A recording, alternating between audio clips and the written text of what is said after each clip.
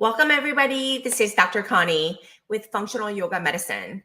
Today, I want to talk to you about something that I've been thinking about for a very long time.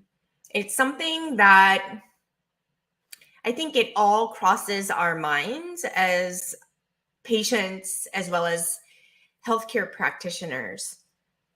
And I can't help but to think about how technical our role is if you are a healthcare practitioner. And I think in the name of doing our best and developing our skill set to deliver whatever it is that we're trained in, we forget the soft skills that patients desperately need. And it's in the integration of our clinical skills with our soft skills that really amplify the results for our patients. So it's really important for us to remember how to artfully articulate and really master the two foundational pieces of our skills together to really amplify the results. Because at the end of the day, why we do what we do is something that we really need to take to heart and remember. And remember that we're here to make impact in the lives. And ultimately, we want to transform the patient from sick to health. And they need that transformation, not just with something that we provide, like to fix them. They need to have this inner switch go on. And it's our essential role in delivering our care through our clinical skills, but more importantly, through really utilizing our soft skills to get them to see what they need specifically. And I only say this because I realized just how important this was when I was the patient in dire need of compassion, empathy, and support from my clinician. And I just wasn't getting the thing. And I had to really think about what it is that this clinician and this group of clinicians that were providing care for me in the hospital were missing. And I just really feel that this is the most important thing that we're missing. And it's in this integration of soft and hard skills. And I really desperately want to talk to you about this because this is why we do what we do at Functional Yoga Medicine.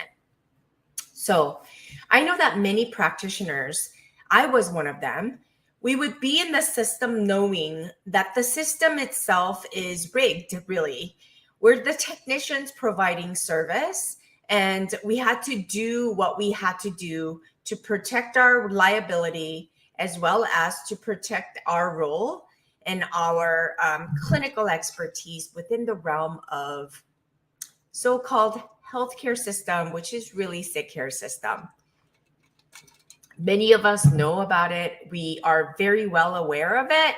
Some of us live in denial because at the end of the day, we went to school. We have so much loans and the blood and sweat that we went through, getting accepted to our various expertise, the schooling, and then all the work that we had to do. And I get it, you guys. And it's something that we want to protect. But I also know a handful of clinicians that jumped ship out of desperation because they themselves were sick like I am. And they really realized the need to really revamp the whole healthcare system. And today we have much more available holistic care system, which in my opinion is all the more confusing in and of itself. So I really want to bring the reality to focus so that we can have more learned practitioners who are equipped with the soft skills to deliver serious care that we all need, both as patients as well as clinicians. And this is going to require for you to really, really level up and face the truth of what's going on in our so-called healthcare system, which is really progressively getting increasingly broken. And I'll share with you sort of what I saw in real time more recently, a couple of months ago. Okay. So I just want to really reveal or share with you my goal for really creating this program and this platform is for us as practitioners to remember why we do what we do and to reignite the passion for the work that requires compassion and empathy toward our patients. So I just want to share with you, I was hospitalized with really chronic emergent kidney failure.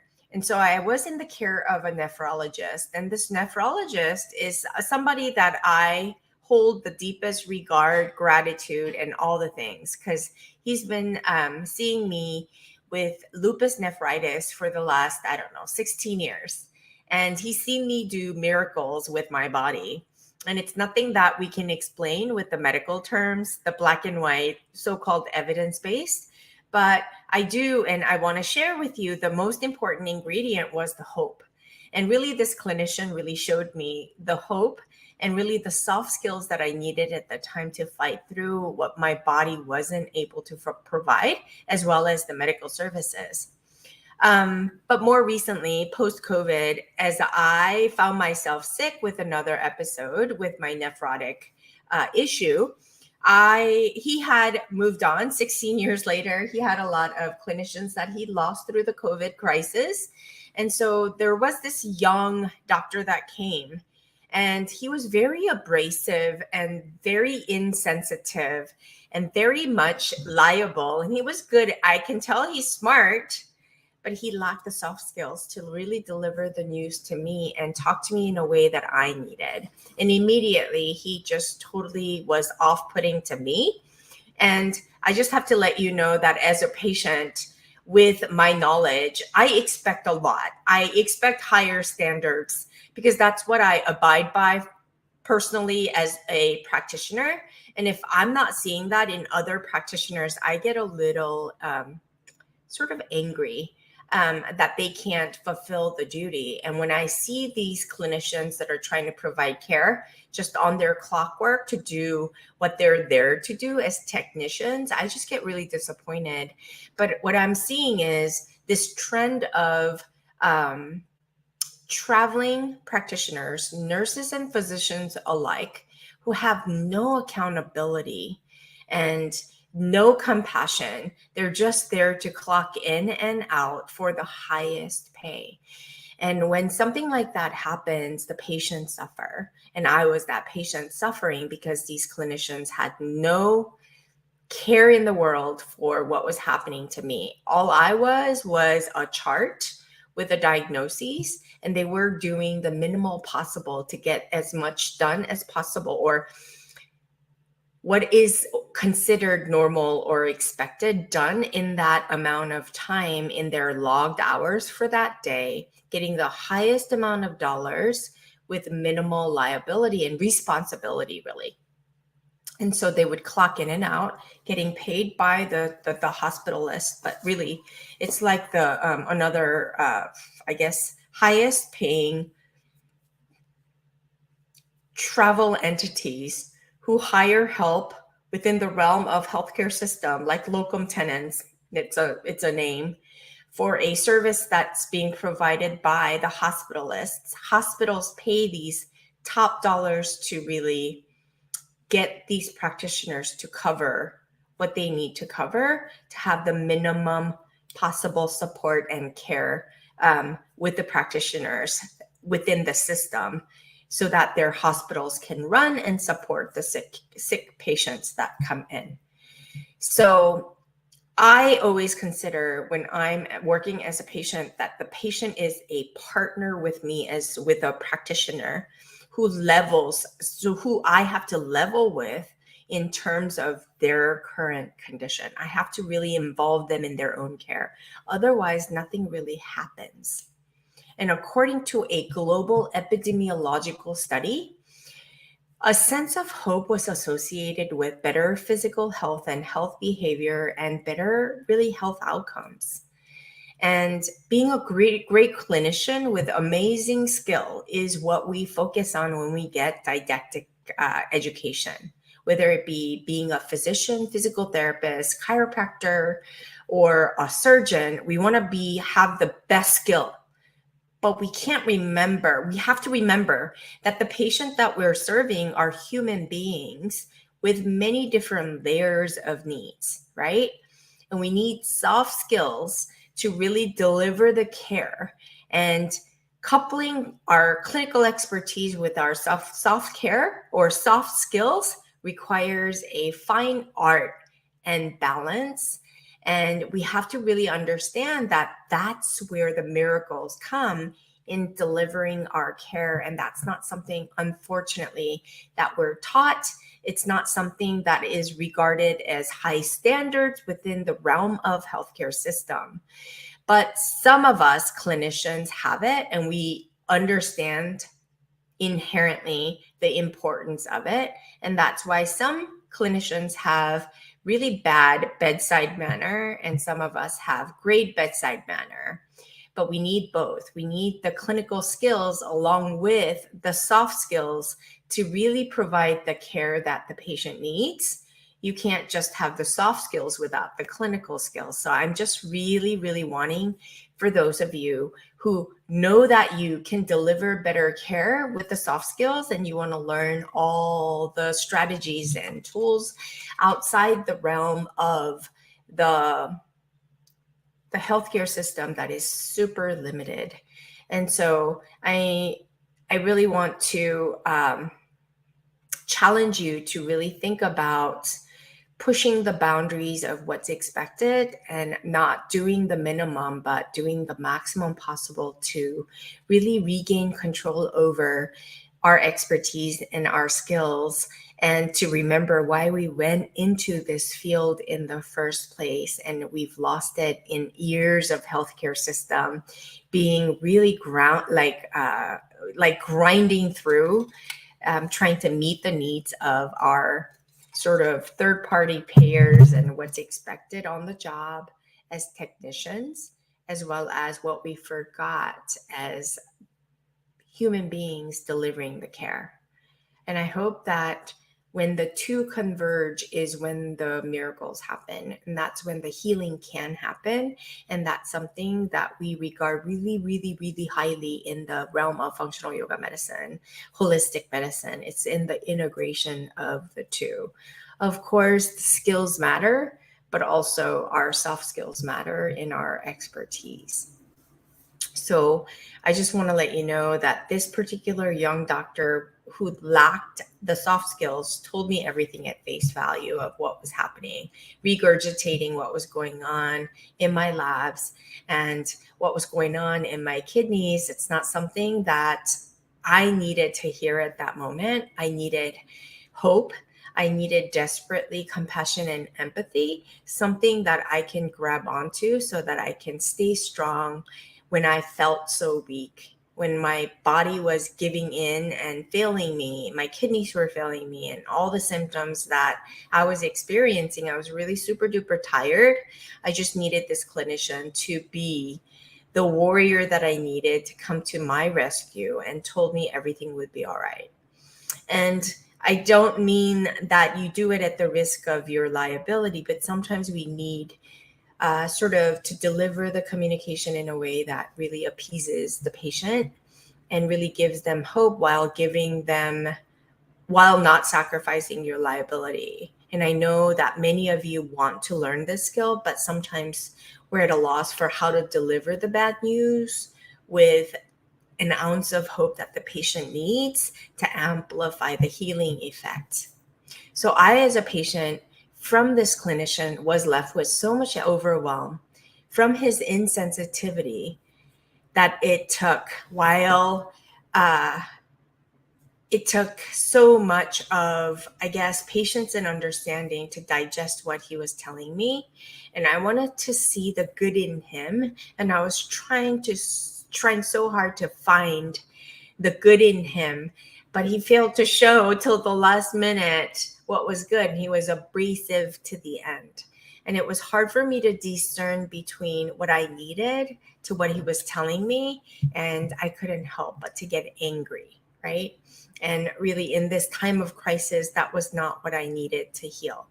And after many encounters with this clinician, I realized that he was completely unaware of his attitude, negative attitude towards me, in trying to really be who needed to be. He thought he needed to be this doctor patient where he can talk down to a patient from his knowledge base. And I can tell that that's pretty much all he knew and all he was interested in serving or doing at that very moment. And for him, keeping the boundary as a doctor with a patient and talking down to me was the line that he didn't want to cross. He just wanted to do the job and go home to his kids, his wife, and that was that. And I felt so helpless on the other end of this and powerless as I had to coach myself as a patient through this process. And I can only imagine a patient who doesn't know all the things that I know about what I need, the hopes and the relevance, and really the language that he was speaking to me at, to understand what it required for me to heal. And he was speaking to me in a way where everything was doom and gloom, and he was really just prepping me for the worst case scenario when it was completely unnecessary. I hope I'm being very clear to you, but sometimes I think in the name of talking to our patients, we talk our expertise terminology in our healthcare setting. I've done this too. I'm guilty as charged, where the patient needs to understand what's going on, but you can only see that whatever you're saying is going above their heads, and you don't know how to tone it down to level up with them. And so all you know as a clinician to do is to continue to speak in your language and hoping for the best that they would understand. You are bound by the time, and so you have to move on and you have to clock out at some point. But like when the patients want so much from you, it's exasperating for you as a clinician as well. I get it. And so I've been at both sides. And so I really want to extend the sensitivity in this case scenario. And I want us to really partner up to understand what we've got up against us, and to really equip you with an understanding to stand for what you believe and sometimes choose what's right. And in the realm, in the expertise and a career where, what's right and wrong is grayed so much. And we sometimes really don't know what's right from wrong, right? Sometimes there is no accountability of work ethics, care for our role. Sometimes we have to get the job done and move on because we've got so much pressing up against our heels that if we don't complete and see all the patients that we are responsible for, then we're in a bind as well. And so sometimes we do have to fulfill our hours and duties within the given amount of time, and it's hard to extend above and beyond that. And really, that's what the schooling affords us to do. And it equips us to know all the things to fulfill our duties, but it lacks the understanding, and it doesn't really teach us how to maneuver and stay flexible and productive, all at the same time delivering the soft skills to the patients that need the soft skills the most. And I just think that sensitivity and compassion and empathy goes a long way in helping each human being to recover, because at the end of the day, we are really serving the human beings on the other side of this, right? And patients need soft skills coupled with the clinical skills, because we're not robots. We can't just operate. There's a lot of emotional need, especially when you're sick. And let me tell you, as smart as I think I am, as much as I think I know when I'm a patient, I know nothing. I'm holding on to the desperation and the basics, and my emotions overwhelm me so much that I may be overwhelming my clinician. And whether knowingly or unknowingly, I can overwhelm them. And I expect the clinicians to be the warriors that they are. And so that's who I'm speaking to, those of you who have so much up against you. but I really desperately want to train you to remember why you do what you do. And through learning the soft skills, just an ounce of it. I'm not expecting a lot, but sometimes the patient needs just an ounce, just enough for them to grasp onto the hope that they need in order for them to be able to recover. Because certified or not, educated or not, what's more important than our education and what we're able to deliver from our knowledge is our soft skills. And I just want you to really remember that. And soft skills, what are those, right? Well, it's the attitude by which you deliver care. It's your ability to communicate what you know to the patient in the way that they need to hear without really overarching and overextending and really creating false hope, but delivering in a way where it's wrapped up in love and compassion in a way that they can easily understand. So I always want you to think about, what if it was your daughter? What if it was your mother? What if it was your sister? How would you deliver this news in a way where you would want to provide hope for them, but also deliver the hard news, right? I want you to really, soft skills also involve empathy. Empathy is not sympathy, like, woe is you, I'm so sorry, but really understanding, oh, damn, this is hard, I know, but you've got to do this. And you understand, like when you're delivering the words and the hard news to the patient and just being there for them, like, yeah, it's hard, isn't it? But you can do it. And just giving them everything to muster up the courage and the strength to keep fighting is what you can do as the clinician. And the work ethic is all about delivering just a little bit more for those patients who need it and really discerning who needs it and who doesn't. But in order for you to discern with care, you need to care as well. You need to make decisions accordingly, clinical decisions, hard decisions sometimes, while managing your time on the job, as well as you need confidence in knowing what you're delivering in that moment. You need to stay flexible. These are all soft skills. You need to be able to problem solve in that moment and also be able to critically think in terms of your skill set, as well as if there was a miscommunication that occurred, if the patient is becoming impossible, you need the ability to also conflict resolve. So as healthcare practitioners, you guys are leaders that the patients to look to for hope, understanding, to guide them with the knowledge and the skills. And you have a lot really on the line. And I just want you to remember that if you signed up for this, these are some things you can take the time to master, as well as to really provide these care. So next time you look to the patient, please remember the person in front of you, not the chart, the diagnoses, or the condition, or all the to-do lists that you have to do. They have needs just like you and your loved ones. And I just want to encourage you and challenge you to level up in your clinical practice.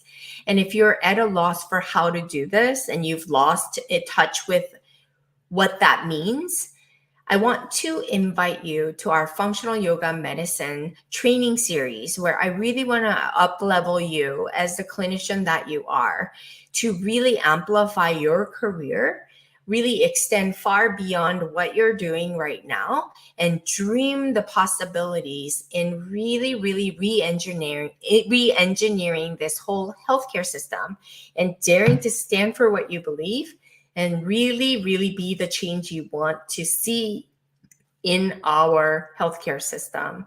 So if that's you, sign up on the link below. I really want to challenge you and to up-level those clinicians that are willing to go the extra mile, who are willing to really, really make a difference through the work that they do. And they just want to connect with the person that they are. And they realize that the healthcare system is failing and they want to do better. And they're willing to do better. If that's you, click the link below, sign up for this training, and join me to make all the difference in the work that you do and really amplify the results for your patients. Thank you so much for joining me. If you haven't done so, if this really resonates with you, please subscribe and really let's work together to be the change